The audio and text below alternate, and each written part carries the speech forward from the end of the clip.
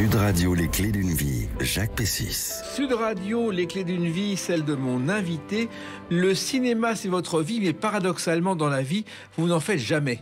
En 4 décennies, c'est seulement le 6e film que vous réalisez pour le grand écran. Il s'intitule Le choix du pianiste et les notes d'émotion sont particulièrement présentes. Bonjour Jacques Ottmesguin. Bonjour Jacques Pessis. Alors, on connaît vos films parce qu'ils ont tous eu du succès. On connaît moins votre parcours. Oui. Et à l'occasion de la sortie du choix du pianiste demain sur les écrans, on va évoquer ce parcours à travers des dates clés. C'est le principe des clés d'une vie sur Sud Radio. D'accord. Et la première date que j'ai trouvée, c'est le 11 février 1978, la première fois que vous réalisez cette émission. «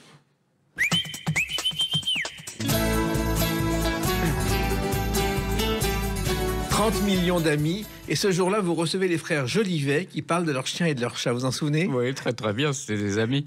Voilà.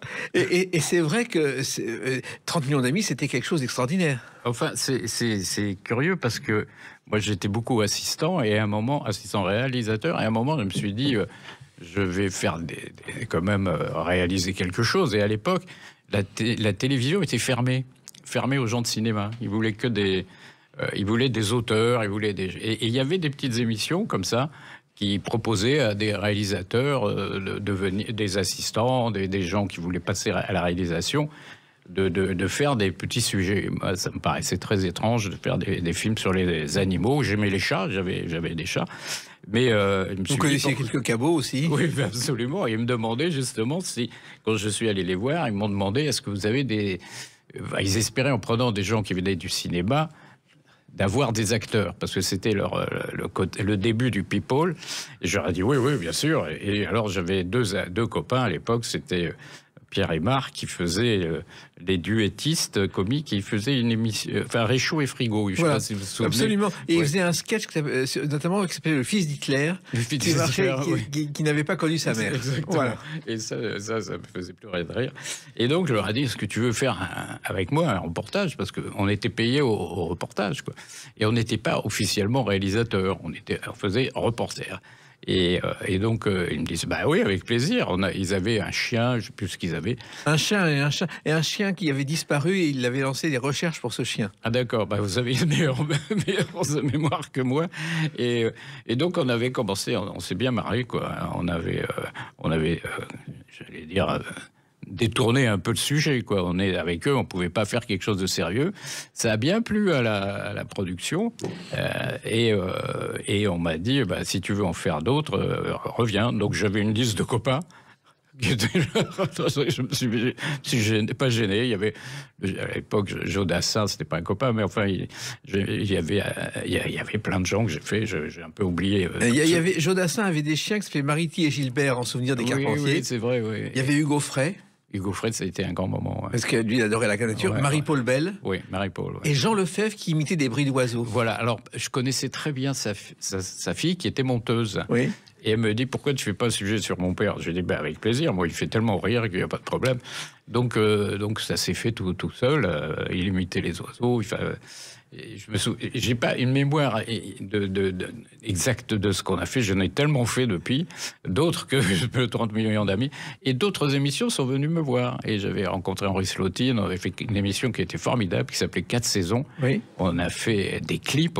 Je faisais une émission policière avec un copain à moi qui était auteur de polar, qui s'appelait Michel Lebrun. Oui. Qui était vraiment mon parrain. On va en parler, bien sûr. Du scénario.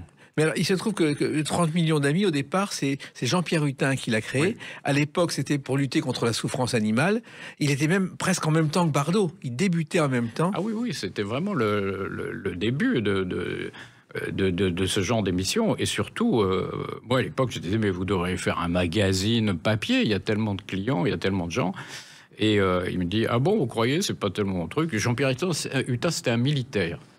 Et pour le remercier de ce qu'il avait fait, on lui avait donné une émission de télé, parce qu'à l'époque, la télé, c'était la télé d'État.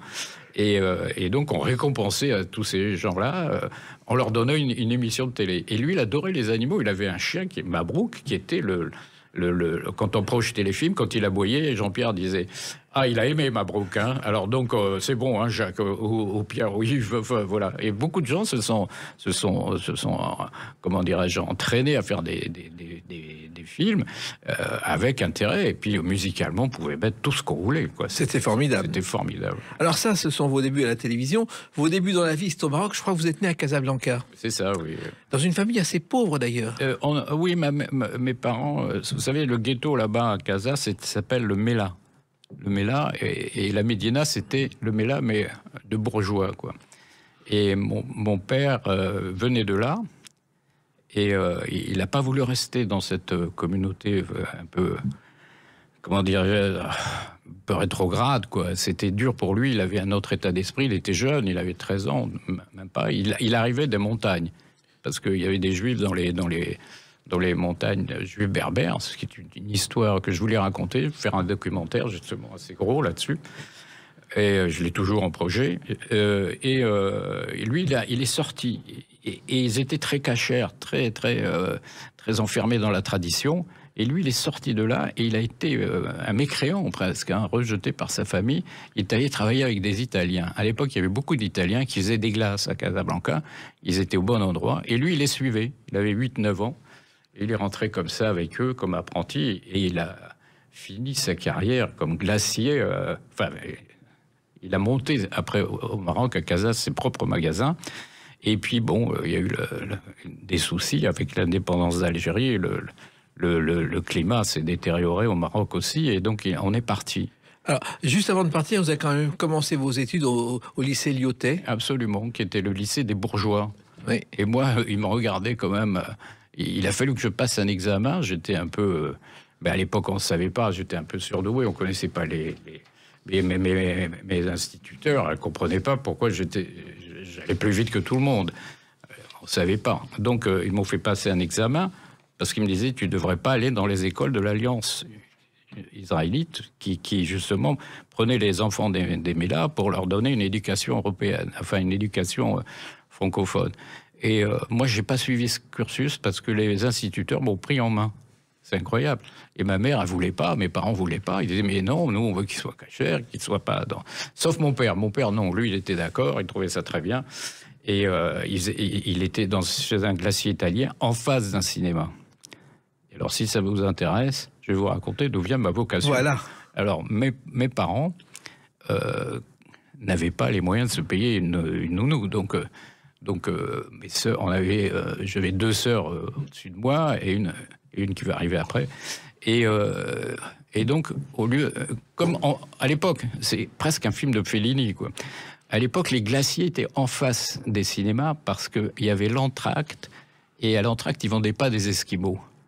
L'ouvreuse disait, c'est l'entracte. Et alors, tout le monde sortait, on leur donnait un petit ticket pour pas qu'il y ait des resquilleurs après, et ils allaient au café glacier en face. Et en face, c'était mon père qui travaillait donc avec les Italiens, qui donnait des glaces. C'est complètement italien, quoi. Et quand l'entracte était fini, elle sortait, elle disait « l'entracte est fini ». Et alors tout le monde se précipitait dans ce cinéma. Donc mon père avait ses entrées dans ce cinéma et les ouvreuses étaient ses amies. Donc quand l'après-midi, il ne savait pas quoi faire de moi, il m'emmenait au cinéma et il me mettait au balcon l'ouvreuse et je regardais des films toute la journée. Donc je sais pas, je devais avoir 5 ans jusqu'à... Après, c'est devenu presque normal. Quand mes copains allaient à la plage, moi j'allais au cinéma. Ils ne comprenaient pas. Vous alliez tout voir. Tout voir. Donc j'ai vu, je ne sais pas combien de films. Et d'ailleurs, quelquefois, je revois des films parce que je suis un fou des films des années 50 et 40, des westerns. Et je me dis, mais je l'ai vu, mais quand je l'ai vu?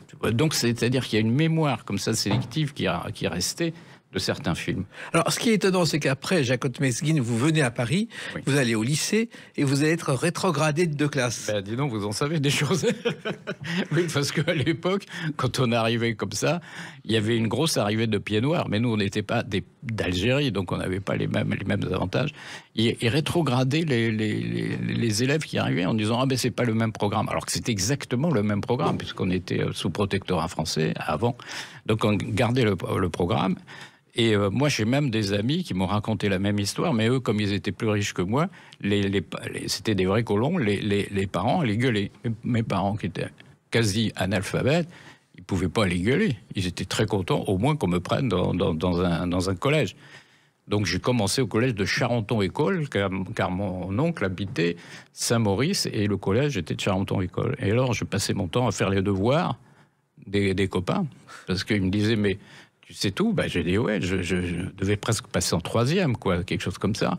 Donc j'ai rétrogradé. Et là, l'ennui m'a pris, quoi. C'était horrible. Donc je voulais sortir. Donc vous avez décidé, alors que vous étiez surdoué, d'arrêter vos études, Jacques Ottmesguin. J'ai carrément arrêté mes études à ce moment-là pour entrer dans un collège technique. Parce qu'en France, la communauté juive s'organisait bien. On avait des écoles juives à Montreuil, et ça s'appelait l'Orte. Et je suis rentré là-dedans, on m'a dit, qu'est-ce que vous voulez faire? À l'époque, j'étais fou de Michel Vaillant, le pilote. Oui. Donc je lisais les bandes dessinées. Je vais faire pilote de course. Ils m'ont dit, bon d'accord, tu vas faire de la carrosserie. Donc je me suis retrouvé dans un atelier avec des jeunes de mon âge qui, eux, étaient absolument nuls en tout. Et moi, je leur faisais encore une fois les devoirs. Et eux, ils faisaient mes pièces, parce qu'on faisait des pièces, vous voyez, j'ai des petites mains, et je me tapais plus sur les doigts que sur la pièce. Et le prof, il disait, Jacques,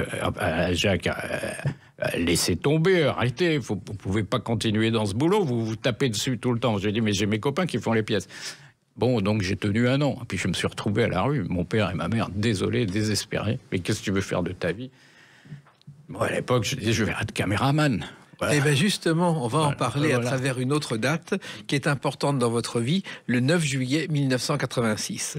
A tout de suite sur Sud Radio avec Jacques Ottmesguin. Sud Radio, les clés d'une vie, Jacques Pessis. Sud Radio, les clés d'une vie, mon invité est Jacques Ottmesguin. Nous parlerons tout à l'heure de ce choix du pianiste, un film événement qui sort demain, déjà présenté dans des festivals en avant-première et visiblement apprécié. Pour l'instant, on revient à votre parcours. On a vu l'époque de vos jeunes années où vous n'avez pas fait d'études. Et il y a une date importante, le 9 juillet 1986, sort votre premier film, Prunelle Blues. Et ça, c'est une aventure qui a commencé par un livre, grâce à Michel Lebrun, que vous avez évoqué. Alors, c'était simple. Moi, j'étais donc assistant et je réalisais ces émissions dont on a parlé, entre autres. Et puis, ces émissions m'ont amené vers le film d'entreprise, vers la publicité. Donc, j'étais réalisateur à temps plein de choses qui ne me plaisaient pas, mais que, bon, j'étais content de faire mon métier. Et tout ça m'a énormément servi. Moi, je dis que le métier de réalisateur, ça part en réalisant. Oui, donc, mais en même temps, vous avez avant appris votre métier dans une agence de photos où vous êtes entré par hasard. Par hasard. Donc, je reviens à l'époque où je quitte les écoles et mes parents désespérés, mon père travaillant faisant des glaces dans un restaurant couscous tunisien, il me dit, mais qu'est-ce que tu vas faire? Je lui dis, je vais faire photographe. Alors mon père est désespéré parce que pour lui, photographe, c'était photo dans la rue, quoi. On faisait ça au Maroc, et il y avait des photographes dans la rue, on sortait, hop, ils nous faisaient des photos, ils nous donnaient le ticket, et on allait chercher les photos. Ce qu'on fait aujourd'hui au Festival de Cannes, il y a des photographes qui passent leur temps derrière nous, à nous photographier parce qu'on est en smoking. Et donc, il croyait que c'était ça. Et moi, je lui dis non, c'est pas ça. Il me dit, il trouve un travail. Donc, il a désespérément, il a essayé de me faire rentrer chez ses copains à lui qui étaient déshorlogés, qui arrivaient tous de Tunisie ou d'Algérie ou de Maroc. Et il y avait une petite communauté comme ça, rue du Faubourg Montmartre, près de. C'était vraiment devenu le nouveau quartier juif. Et rue Bergère et tout, il y avait plein de gens là. Et donc, je suis allé chez ses copains, lui, faire de l'horlogerie. Mais je voyais bien qu'à passer mes journées avec une petite... j'ai aucun mépris pour l'horlogerie, mais je savais que c'était pas pour moi. Donc, je lui ai dit, écoute, j'arrête, ça, c'est pas possible. Et puis, je gagne pas ma vie. J'avais 16 ans, même pas, quoi. Et donc, il m'envoie chez un autre copain, lui, il me dit, qu'est-ce que tu veux faire? Je fais de la photo, mais j'ai besoin d'argent pour acheter un appareil photo. Elle me dit, rentre, mais tu me fais les livraisons. Je lui dis, d'accord. Et là, c'est encore un bon truc de film. Il réparait toute l'horlogerie des quartiers chics. Donc, j'étais à la Madeleine, et là, il allait chez les grandes marques, la LIP, etc. Et c'est des montres très chères. Et il me disait, tu vas les livrer là-bas, et je te mets tout dans la poche, personne ne pensera que tu as des millions sur toi. Alors, je trouvais ça très, très original, et ça m'amusait. Moi, j'étais un petit peu voyou, quoi. Et donc, il me mettait ça dans les poches, je prenais le métro, j'arrivais à la Madeleine, qui était vraiment un grand horloger, je ne sais plus le nom, maintenant c'est devenu une boutique de mode. Et quand je rentrais, les petits gars qui rentrent là, les vendeurs de tout, qui étaient très sérieux à l'époque, hein, costume, cravate, noir, enfin vraiment... Mais qu'est-ce que tu fais là, toi, gamin? Je viens livrer les montres. Il me sautait dessus en disant, mais c'est pas vrai. Et je sortais mes montres. Et il dit, il est fou ton patron. Je dis, ben oui. Donc j'ai fait ça plusieurs fois. Et comme je voulais faire de la photo, je lisais beaucoup déjà les journaux, François, et je voyais toujours Agence Keston, les photos. C'est bien. Et un jour, je change de trottoir. J'avais toujours le même trottoir. C'est à l'époque... Je change et je passe et je vois Agence Keston. Je dis, mais c'est pas possible, ils sont là. Pour moi, c'était un rêve, quoi. Je vais monter. À l'époque, il n'y avait pas de code digital, rien, donc je grimpe et j'arrive à l'agence, je sonne, on me dit, on m'ouvre, un grand monsieur me dit, qu'est-ce que tu veux, mon gars? Et il dit, vous cherchez pas un apprenti? Il me dit, l'annonce, elle est même pas sortie.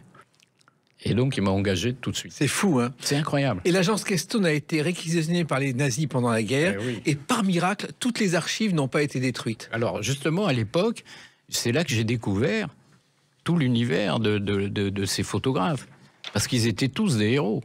Ils avaient fait les photos que j'avais devant les yeux.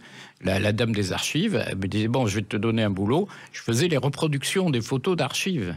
Je passais mes journées à faire ça, et on les tirait toute la journée, nous, les petits apprentis, et c'est comme ça qu'on apprenait notre boulot de tireur de photos.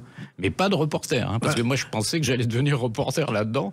Il a fallu que je passe par moi-même le métier, quoi. Alors, il y a eu le côté reporter, mais effectivement, Michel Lebrun vous a découvert, et je crois que c'est la collection Engrenage que vous avez créée, Prunelle Blues. Vous êtes arrivé à la littérature, ce qui n'était pas au départ votre idée. Parce que j'écrivais des scénarios, et j'ai rencontré Michel quand, à l'époque, j'ai voulu réaliser un long métrage. Je m'appuyais sur un roman, et je tombe sur un bouquin à lui qui était formidable. Et le hasard a fait qu'une copine à lui était une amie à moi. Alors donc je dis, tu peux me présenter Michel? Lui, c'était le baroudeur, barbu, cigarette au bec, un personnage de roman, quoi. On l'appelait le pape du polar. C'était le pape du polar. Et d'ailleurs, je crois qu'il a écrit des livres sous différents pseudonymes. Absolument. Michel Lenoir, Michel Leclerc, Olivier King, Laurence Nelson, Lou Blanc, incroyable. Moi, j'ai tous ces bouquins. J'ai pratiquement... je suis arrivé à une période de sa carrière où il se posait quand même des questions. Il voulait commencer à faire des best-sellers. Ils n'ont jamais marché. Oui. Et je trouvais ces best-sellers formidables. Et à chaque fois que j'allais le voir, je lui disais, voilà, je suis en train d'écrire... j'ai pas le temps de lire, hein, mon pote, et tout ça. Alors, donc lui, c'était cigarette, whisky et petite pépé. Hein. C'était vraiment le... Oui. Il a écrit pour Eddie Constantine. Exactement. Il a écrit des scénarios pour Eddie Constantine. Donc j'étais fasciné par ce type. Il avait un métier. Et en fait, je sais pas si on peut le dire, il était le nègre de Michel Audiard. Exactement. Il en avait quelques-uns, dont lui. Oui, dont lui, absolument. Et un jour, il me dit... on l'appelait pour changer plein de scénarios. Hein. C'était vraiment le... J'ai une liste de noms, et à l'époque, il y avait Claude Sauté qui voulait faire un scénario avec lui, et il refuse. Il me dit, j'ai refusé Claude Sauté. J'ai dit, pourquoi? Parce qu'il parle fort, il me crie dans les oreilles. Je peux pas supporter ce mec, alors que moi, j'ai une passion pour Claude Sauté. Et pour moi, ce mec me fascinait, quoi. Et ça a été mon prof de scénario. Oui, et Prunelle Blues, c'est né comment, ce premier livre et ce premier film? Alors, lui, il me dit, mais arrête d'écrire des scénarios, les producteurs les lisent pas. Moi, je les connais bien, les producteurs. Lui, il commençait à avoir plus de 50 ans. Et écrit un bouquin. Je lui dis, mais attends, j'ai jamais écrit de livre. Tu sais lire, tu sais écrire, vas-y. Alors, je me mets, un mois d'août, j'avais pas de boulot, je me mets à écrire Prunelle Blues. J'arrive au bout. Je voulais faire, en fait, un film entièrement dans une chambre d'hôpital, avec un type qui recevait les voyous qui l'attaquaient, etc. Et j'écris 70 pages et je me bloque. Alors je vais le voir, je lui dis, Michel, excuse-moi de t'emmerder, parce que j'étais vraiment l'emmerdeur, quoi. J'étais vraiment là derrière lui tout le temps. Et il m'a dit, t'as écrit combien de pages? Je lui ai dit, 70 pages. Si t'as fait 70 pages, tu peux en faire 140. Et puis qu'est-ce qu'il y a? Je suis bloqué dans l'hôpital. Fais-le sortir. Donc je remettais à l'envers complètement cette idée. Donc je fais sortir le personnage. Et là, ça a été le déclenchement étonnant parce que cette collection Engrenage a révélé plein d'auteurs, quoi. Et Nino Buenavista, enfin tous les gens qui sont devenus après, tous révélés par Michel Lebrun. Et donc ça a été tout de suite pris par Engrenage. Donc Michel a beaucoup appuyé la sortie de ce bouquin et c'est allé chez les producteurs. Et alors il y a une anecdote parce qu'à l'époque, j'avais quelqu'un qui était agent de Tavernier, agent de plein de choses, plein de gens comme ça. Aline Dumonté, elle s'appelait. Et Aline, j'avais un peu pas oublié Prunelle Blues, mais je me disais, s'ils veulent l'acheter, il n'y a pas de problème. Elle m'appelle, elle me dit qu'il y a la Sarde qui veut l'acheter. Je lui dis, Alain Sarde, c'est incroyable, pourquoi il veut le faire? Il veut l'acheter pour... il a 2-3 réalisateurs qui pourraient peut-être le faire. Je lui dis, avec plaisir, je le ferai même pas, le scénario, tout va bien. Et finalement, les réalisateurs... Alain, à l'époque, voulait faire un film pas cher, parce qu'il avait à côté Harem, d'Arthur Joffé, qui avait coûté une fortune. Qui était en train de le ruiner, quoi, le mettre par terre. Et donc, on a commencé à rêver sur les réalisateurs. Et à chaque fois, les réalisateurs de l'époque, Alain Sarde, le plus gros producteur de Paris... Oui, qui travaillait avec Ferreri, Polanski, avec tout le monde. Il avait tout le monde, et Georges Lautner régulièrement, enfin tout le monde, quoi. Et Bertrand Blier, qui l'a fait débuter. Ils avaient toujours des budgets énormes. Et lui, il voulait faire un film pas cher. Alors, il disait, voilà, ça se passe dans le Faubourg Montmartre. En plus, moi, j'ai fait vraiment un film ethnique, si j'ose dire. Ça se passait tout dans le Faubourg Montmartre. Alors, il disait, ça coûte pas cher, dans un hôpital. Et donc je vais faire un petit film. Et tous les mecs qui veulent arriver, j'ai les noms, là, je veux pas les balancer, ils voulaient pas faire un film pas cher, quoi. À l'époque, pas cher, c'était déjà 7 millions d'euros aujourd'hui, quoi. Et alors, il me regarde un jour, il me dit, mais Jacques, t'es réalisateur, t'arrêtes pas de faire des pubs, des machins, tu peux faire le scénario. J'ai dit, il n'y a pas de problème, moi je fais le scénario. J'ai fait les scénarios, ça lui plaisait bien. Et il dit, on a économisé beaucoup avec toi quand même, alors tu vas le réaliser. Moi, j'avais déjà écrit un deuxième scénario, un projet que j'avais, qui était sur son bureau. Et il ne savait pas que c'était moi. Il a fallu qu'Aline Dumont... Un jour, Aline va le voir, pas pour Prunelle Blues, pour un autre scénario. Elle lui dit, t'as toujours pas lu le scénario de Jacques Ottmesguin? Il dit, comment tu dis? Jacques Ottmesguin. Il lui sort Prunelle Blues, le bouquin. Il lui dit, voilà, c'est ça que je veux faire. Et il dit, mais c'est lui, c'est Jacques Ottmesguin, c'est l'auteur de l'autre scénario. Et c'est comme ça que vous avez débuté comme réalisateur. Voilà. Ça a été le point de départ. Et après, il y a eu d'autres choses importantes dans votre vie. Et une autre date aussi clé de votre parcours, c'est le 28 septembre 2010. À tout de suite sur Sud Radio avec Jacques Ottmesguin. Sud Radio, les clés d'une vie, Jacques Pessis. Sud Radio, les clés d'une vie, mon invité est Jacques Ottmesguin. Nous parlerons tout à l'heure du Choix du pianiste, un film qui sort demain, qui est un film à l'ancienne, mais un événement en même temps. On en parlera. On en revient à votre parcours. On a vu comment vous avez débuté par hasard au cinéma avec Prunelle Blues, mais il y a eu aussi la télévision. Et le 28 septembre 2010, c'est le premier épisode de cette série à la télévision.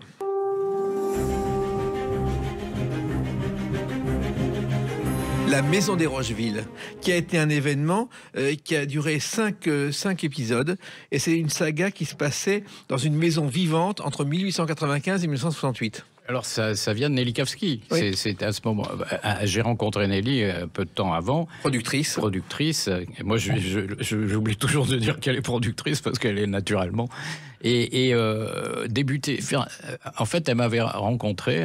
J'avais un temps de latence au cinéma entre deux projets. Chabrol, il disait toujours, j'ai toujours un film d'avance. Oui. Et j'aurais dû entendre ça. Alors, à l'époque, j'avais écrit ce scénario. Il était dur à monter. Alain Sarde voulait de long, il voulait pas. Enfin, voilà. Donc, et Alain ferme sa boîte. Donc, moi, je rencontre Nelly qui me dit, tu vas pas rester à rien faire. T'as fait un chouette succès. J'ai un film à te proposer. Et elle me propose un film que je voulais réaliser et dont avec qui je m'étais pas entendu avec l'auteur, quoi. Elle était un peu folle. Et ça s'appelait Tropique du Valium. Je ne sais pas si vous vous souvenez de ça. Et donc j'ai abandonné. Et elle revient avec ce scénario écrit par Pierre Huyter-Oven. Je trouvais le scénario formidable. Et je lui dis, Nelly, on s'était promis de ne jamais travailler ensemble, on était amis.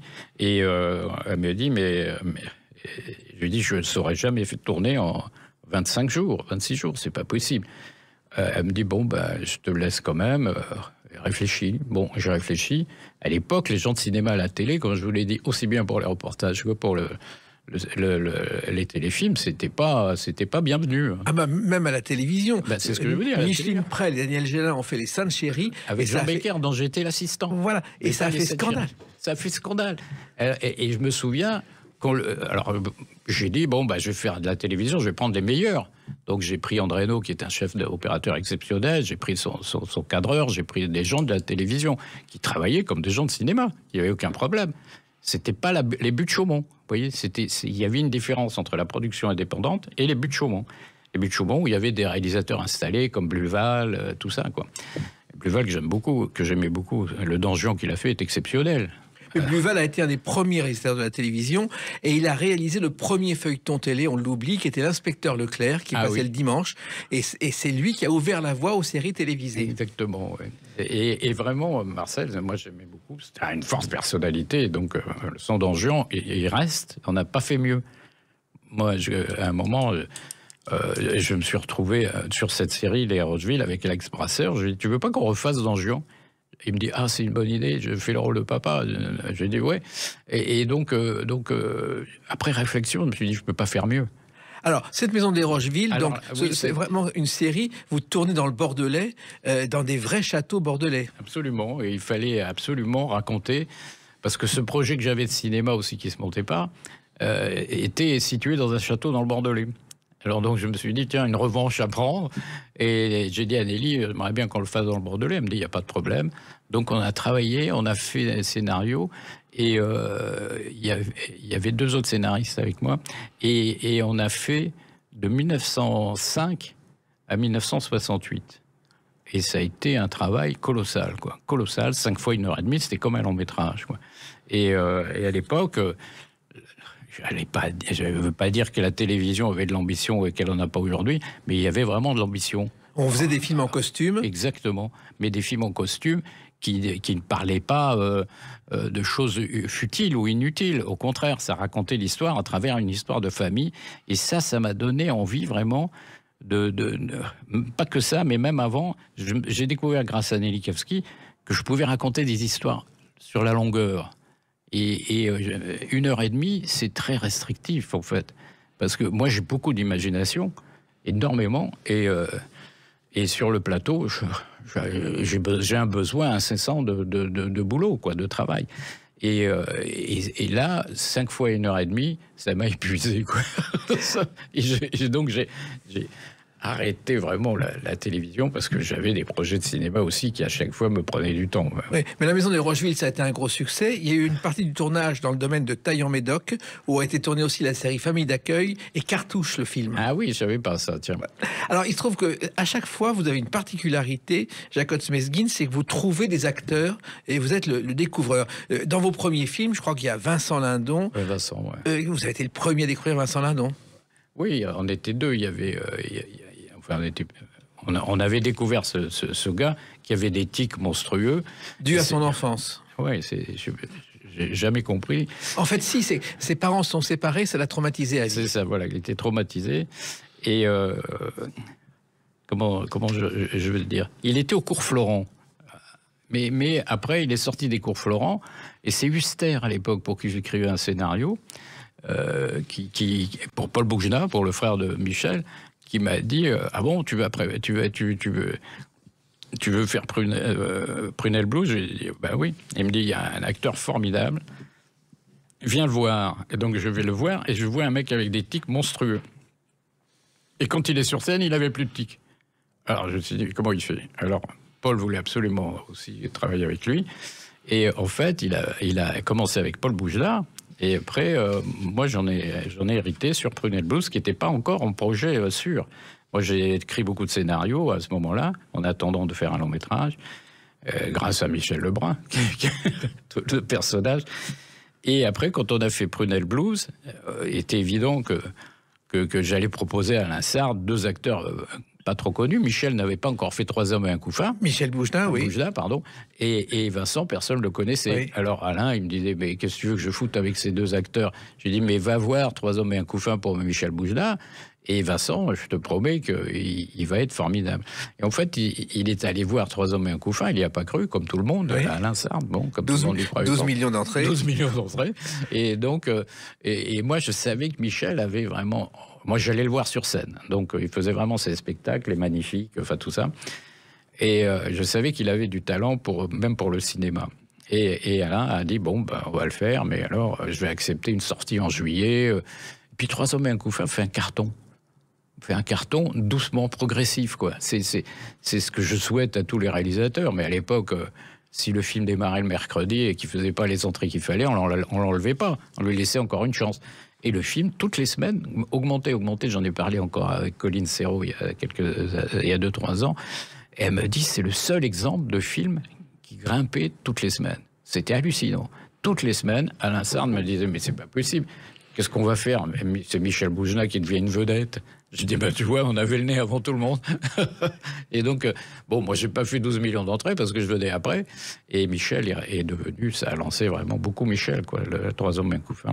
Puis il y a un autre acteur que vous avez découvert dans un autre film, mais hélas, cet acteur a disparu tragiquement, c'est Gaspard Ulliel. Ah, ben, Gaspard, c'est comme mon fils. J'ai une photo de lui dans mon bureau, je le regarde, je lui dis bonjour tous les jours. C'est un gamin que j'ai découvert, il avait 14 ans. Il y avait quelqu'un, c'était sur la série, justement avec Jean-Claude Grimbert, pour qui j'ai une passion. Qu'on a reçu voici quelques jours dans Les Clés d'une vie. C'est formidable. Et Jean-Claude, on avait écrit ensemble ce film et on cherchait le gamin. Donc le gamin, on a pris une casting pour enfants et elle me montre le casting et elle me passe ce gosse à toute vitesse. Et je lui dis, attends, il faut que je voie celui-là. Elle me dit, non, il a un trou là dans la joue. Et je peux pas, parce qu'on devait avoir deux acteurs, un 14 ans et un 20 ans. Et je trouverai jamais le gars de 20 ans. Elle me repasse le casting, et je lui dis, mais c'est lui. Qu'est-ce que tu viens de faire là? Et elle me dit, ah bon, mais comment je vais retrouver? Je le montre à Nelly Kavsky, qui était la productrice, qui dit la même chose. Je le montre à Jean-Claude Grimbert, il me dit la même chose. C'est vraiment lui. Donc il y a eu un consensus comme ça, auteur, producteur, réalisateur, sur ce gamin, et on a trouvé quand même l'autre à 20 ans. Et Gaspard est resté très proche de nous, très lié, et il voulait en fait devenir assistant réalisateur. Il voulait devenir réalisateur. Et sa mère lui a fait faire du cinéma pour qu'il comprenne que c'est très dur. Au lieu de le faire dégoûter du cinéma, elle en a fait un vrai passionné. Et il était tout le temps à côté de moi, tout le temps à me demander pourquoi tu as fait ça comme ça. Et après, il a été très malheureux parce que il a compris que le réalisateur était le chef sur le plateau et qu'il ne pouvait pas aller lui demander des conseils pour devenir réalisateur comme il a pu faire avec moi. Et il est venu me voir un jour, je préparais une série, il me dit, je voudrais être ton assistant. Je lui dis, écoute Gaspard, tu as des projets? Il en avait plein comme acteur, parce qu'il avait fait le film de Téchiné, tout le monde l'avait trouvé formidable. Et Téchiné avait vu le film Julien l'apprenti. Il avait pris pour son film, et donc sa carrière partait. Je lui ai dit, écoute, tu continues à faire acteur, c'est le meilleur endroit où tu vas apprendre ton métier. Il pleurait. Il dit, tu veux pas de moi? Qu'est-ce que je vais faire? Je lui ai dit, tu vas faire l'acteur, continue. Donc j'ai un peu bousculé sa vocation de réalisateur. Mais je pense qu'il aurait fait une immense carrière s'il avait vécu. Absolument, il était inscrit pour faire. Quand il est mort, j'ai pleuré comme si j'avais perdu un fils, quoi. C'était. Mais j'en reviens pas encore, quoi. J'arrive pas. Je peux dire que le pianiste a été inspiré aussi par lui, le personnage. J'aime pas trop le dire parce qu'Oscar après il va avoir des complexes, mais maintenant on peut le dire puisqu'il a fait le personnage. Mais je pensais à Gaspard en écrivant. Vraiment, on en avait parlé aussi. On devait se voir avant cet accident horrible pour en parler parce que lui il voulait pas faire. Il trouvait qu'il faisait trop vieux déjà. Et puis il y a aussi Éric Elsmos-Nino. Vous avez là aussi, c'est vous. C'est moi, c'est lui, c'est pas moi. Moi, j'arrive à un moment clé de leur vie où il faut qu'ils bougent, quoi. Il faut qu'ils changent. Eric, je le voyais au théâtre tout le temps et je le trouvais absolument sublime. Il faisait du théâtre classique. Classique. Ouais. Il a fait un Shakespeare à Avignon, je sais plus lequel, où il tenait tout le palais, toute la cour du palais. Et en fait, il mesure 1m60 ou 62. Et quand il monte sur scène, il est décuplé. Je sais pas comment il faisait. Et un jour, je lui dis, on fait un film ensemble. Il me dit, ah non, moi je peux pas, je suis booké. Il était booké sur 2 ans. Oui. Alors un jour, Hippolyte Girardot m'appelle, il me dit, je dois faire un film avec Éric Elsmos-Nino. Et il me quitte. Il veut travailler avec toi, il veut pas faire ce projet-là. Je lui dis, mais j'ai rien, moi, en ce moment. Et puis, d'un coup, j'ai pensé à lui pour une série que j'étais en train de préparer, d'après le bouquin de Didier Decoing. Et il est arrivé là-dessus. Et ça a commencé, c'était avant Gainsbourg, avant qu'il soit repéré. Avant Gainsbourg, mais Gainsbourg, il en repérait sur mon film. Oui. Sur La promeneuse d'oiseaux. Et il est arrivé au Café de la Paix pour un rôle qui n'était pas celui de Gainsbourg. Et Johann Sfar l'a repéré, il était déprimé. Il a dit, mais vous serez Gainsbourg. Et c'est comme ça que ça a débuté. Ouais, c'est bien. C'est fou le nombre de gens que vous avez fait débuter, Jacques Ottmesguin. Je vous dis pas tout. La liste, il y en a un paquet. Oui, il y en a beaucoup. Mais c'est quoi, c'est un instinct? J'ai peut-être un instinct. Avant, je faisais moi-même mes castings. C'est peut-être ça le truc, c'est quand on était assistant à l'époque, on faisait nous-mêmes les castings. On prenait pas un casting. Donc, il n'y avait pas d'intermédiaire entre nous et les acteurs. On les suivait du début jusqu'à si on faisait le tournage, on faisait ça. Et je crois que ça vient de là. Ça vient de ça. Et puis j'adore les comédiens. Moi, j'ai une passion pour les comédiens. Et c'est eux qui sont devant, c'est pas moi. Et donc, je les ai toujours préservés. Et je comprends ce qu'ils sont avant eux-mêmes.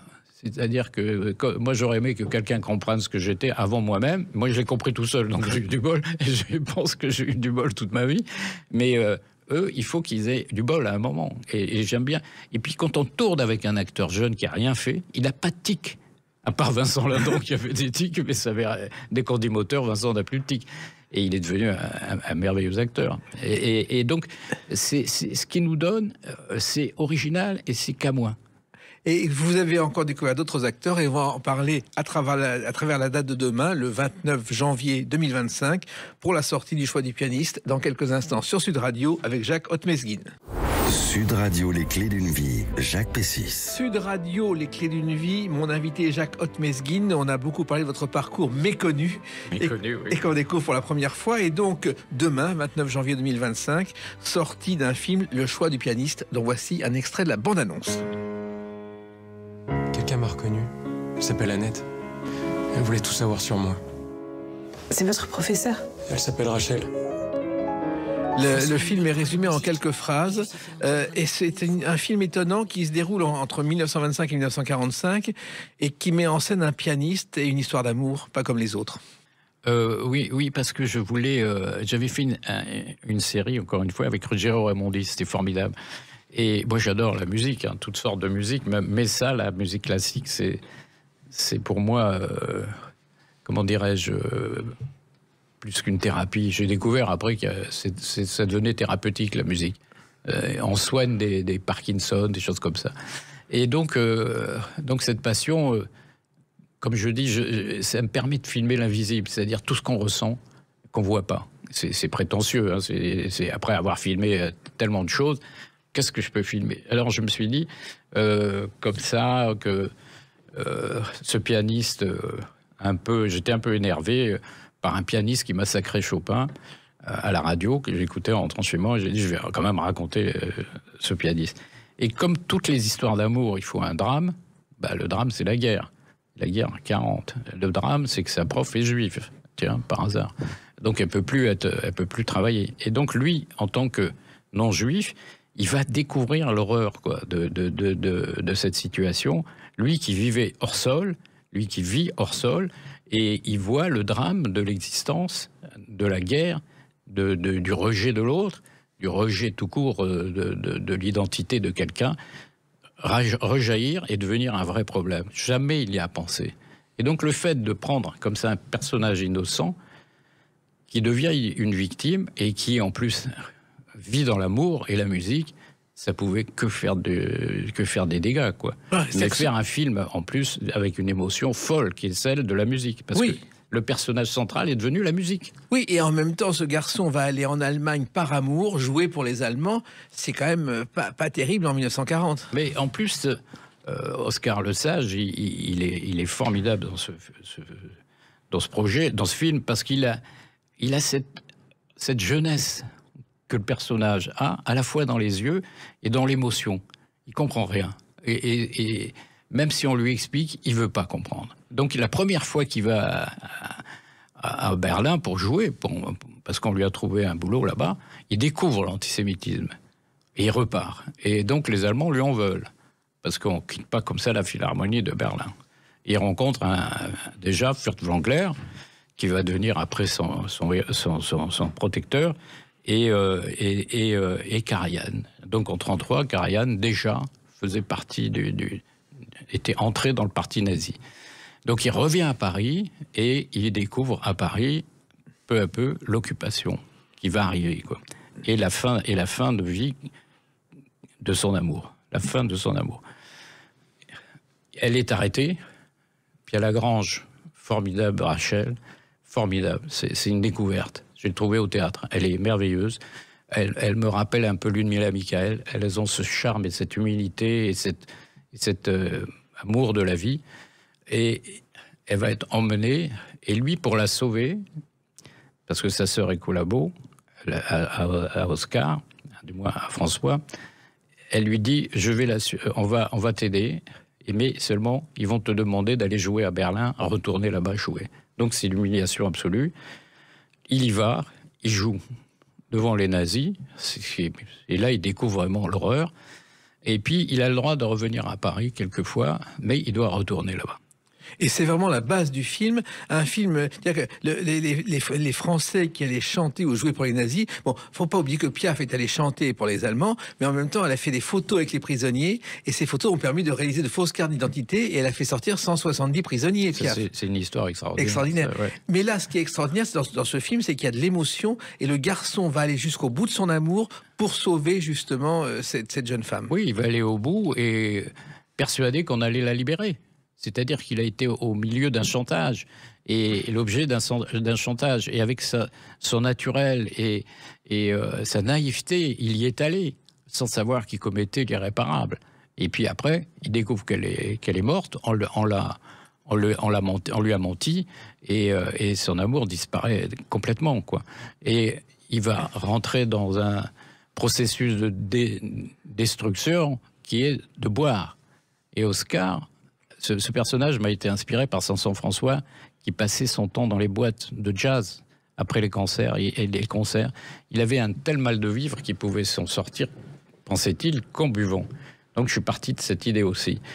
Et là, Oscar va rencontrer Zoé Adjani, qui va être Annette, qui va être, comment on dirait, la révélation de son parcours. C'est-à-dire que il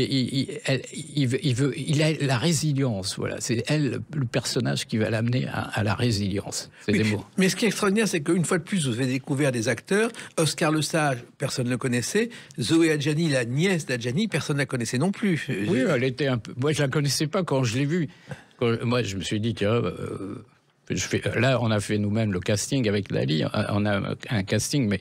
L'agent de Zoé nous a appelé, nous a dit, oh, voyez là, moi j'avais peur du népotisme, j'aime pas ça. Et quand je l'ai vue, elle a une telle force de vie, elle est tellement naturelle que j'ai même pas eu à la diriger. Elle était l'opposé, physiquement et moralement, de Pierre Lagrange, de Rachel dans sa vie. Des personnages que vous avez. Exactement. Et Oscar le jeune que vous avez choisi est comédien et musicien. Celui qui joue le rôle principal. Oui, mais il n'est pas musicien. Il est musicien, mais il n'est pas classique. Oui. On a découvert un Paul Lecoq pour le doubler, mais lui, il a travaillé pendant 1 an. Même, il ne savait même pas que le film allait se faire. Et alors, ce film, c'est un film en costume. Oui. C'est-à-dire que c'est quand même de gros investissements. Oui, bien sûr. Alors, on n'a pas été suivi par les grandes institutions, et Nelly Kevsky, la productrice...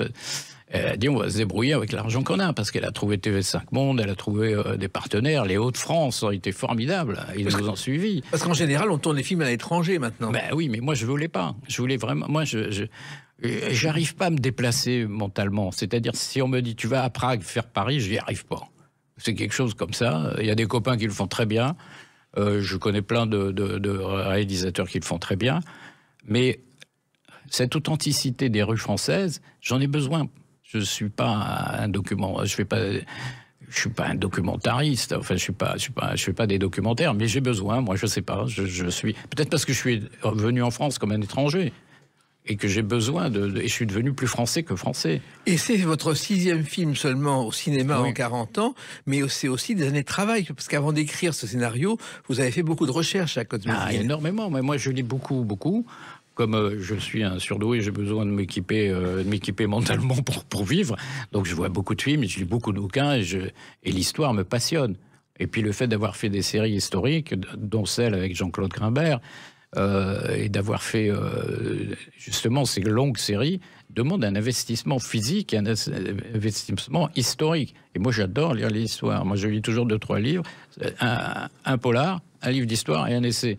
Si j'ai pas ces 3 livres par semaine ou par mois, j'y arrive pas. Et dans ce film, on voit également la vie artistique pendant l'occupation, qui a souvent été méconnue, parce qu'on a aussi raconté n'importe quoi à ce sujet. Et là, vous remettez les pendules à l'heure, Jacques Mesguine. J'espère, parce que c'était un peu aussi le projet, quoi. Le projet, c'était de faire ce travail d'imagination avec des personnages réels. Paul Paré, le chef d'orchestre que je fais vivre avec André Manoukian, quand j'ai vu Manoukian, j'ai dit, ressemble à Paul Paré, on l'a appelé. Je lui ai dit, tu veux jouer un chef d'orchestre? Il dit, ah bah oui, ça, je vais monter d'un grade, j'arrive.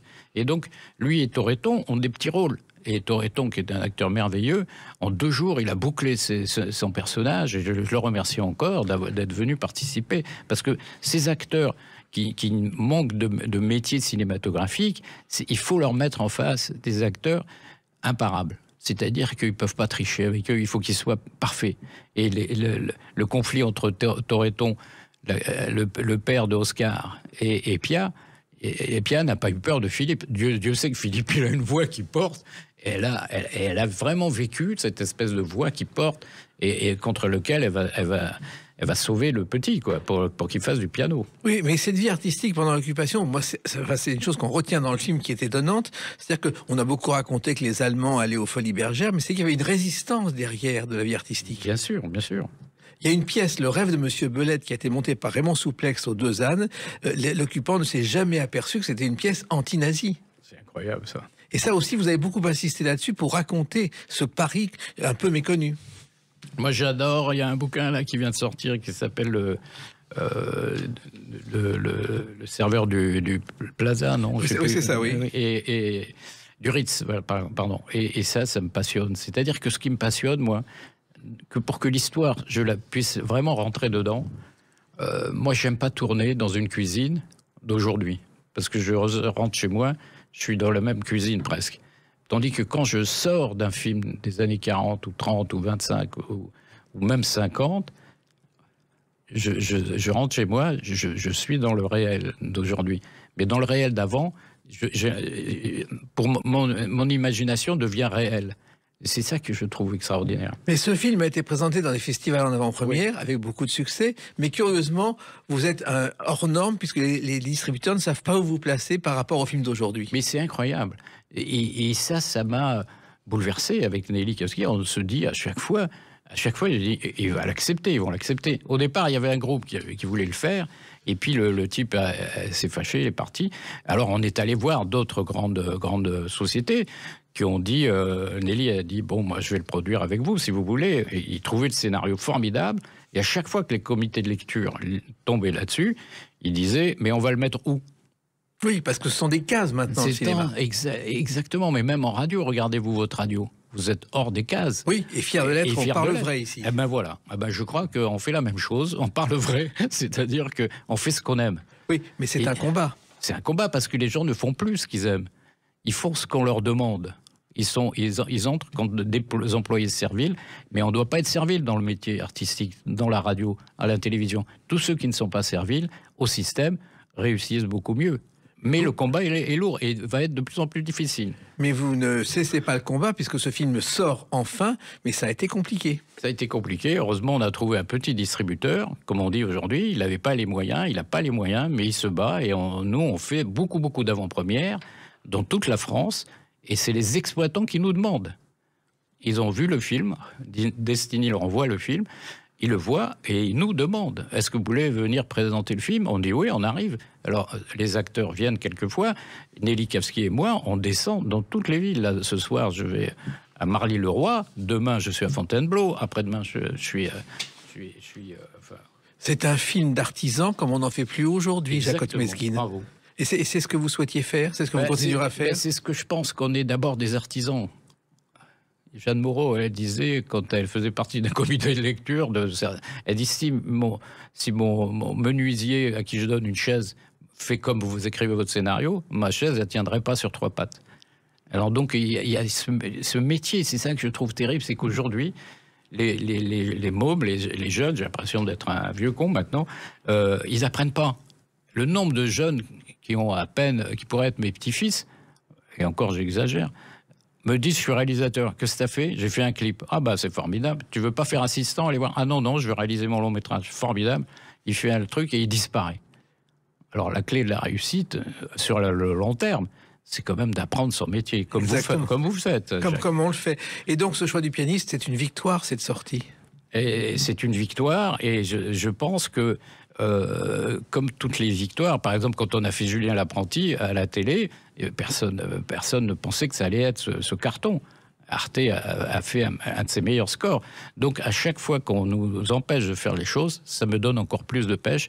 Et Nelly, alors, elle est pareille que moi, elle est encore plus accrocheuse, quoi. Voilà. Donc, 1000 raisons d'aller voir Le choix du pianiste à partir de demain sur les écrans. Voilà. Et surtout, ne changez rien. Continuez ainsi. On a besoin, comme vous, comme nous, de parler vrai, parlons vrai ensemble. Bravo, je suis tombé dans la bonne radio. Merci, Jacques Otzmeski. Merci, Jacques. Les clés d'une vie, c'est terminé pour aujourd'hui. On se retrouve bientôt. Restez fidèles à l'écoute de Sud Radio.